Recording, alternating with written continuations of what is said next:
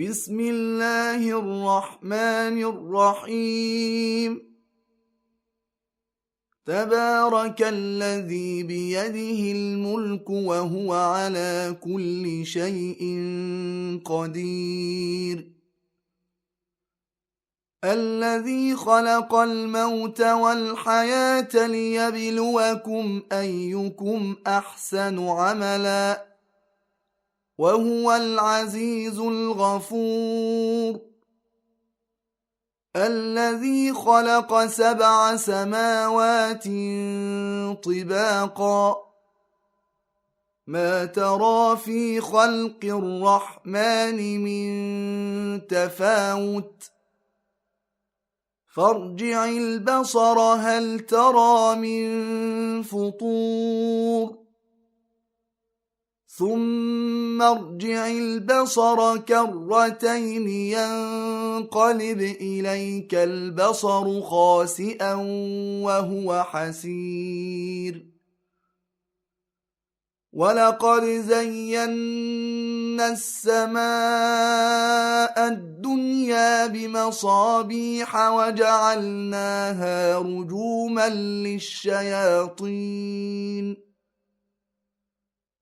وأعتدنا لهم عذاب السعير وللذين كفروا بربهم عذاب جهنم وبئس المصير إذا ألقوا فيها سمعوا لها شهيقا وهي تفور تكاد تميز من الغيظ كلما ألقي فيها فوج سألهم خزنتها ألم يأتكم نذير قالوا بلى قد جاءنا نذير فكذبنا وقلنا ما نزل الله من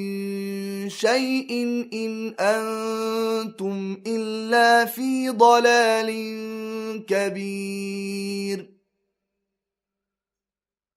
وقالوا لو كنا نسمع أو نعقل ما كنا في أصحاب السعير فاعترفوا بذنبهم فسحقا لأصحاب السعير إن الذين يخشون ربهم بالغيب لهم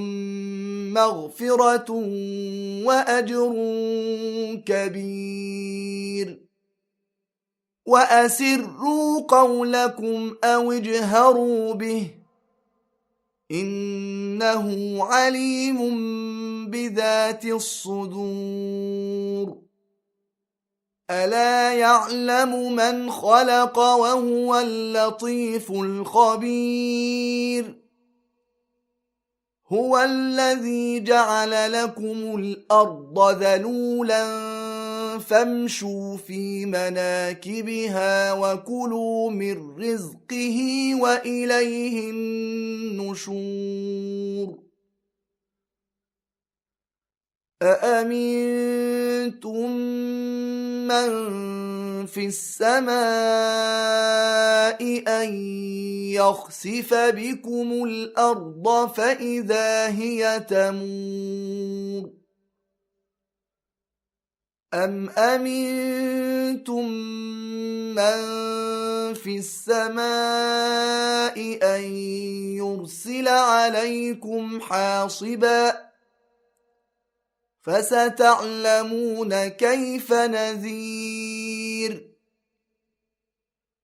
ولقد كذب الذين من قبلهم فكيف كان نكير أولم يروا إلى الطير فوقهم صافات ويقبضن ما يمسكهن إلا الرحمن إنه بكل شيء بصير أمن هذا الذي هو جند لكم ينصركم من دون الرحمن إن الكافرون إلا في غرور أمن هذا الذي يرزقكم إن أمسك رزقه بل لجوا في عتو ونفور أفمن يمشي مكبا على وجهه أهدى أمن يمشي سويا على صراط مستقيم قل هو الذي أنشأكم وجعل لكم السمع والأبصار والأفئدة قليلا ما تشكرون قل هو الذي ذرأكم في الأرض وإليه تحشرون ويقولون متى هذا الوعد إن كنتم صادقين قل إنما العلم عند الله وإنما أنا نذير مبين فلما رأوه زلفة سيئت وجوه الذين كفروا وقيل هذا الذي كنتم به تدعون قل أرأيتم إن أهلكني الله ومن معي أو رحمنا فمن يجير الكافرين من عذاب أليم قل هو الرحمن آمنا به وعليه توكلنا فستعلمون من هو في ضلال مبين قل أرأيتم إن أصبح ماؤكم غورا فمن يأتيكم بماء معين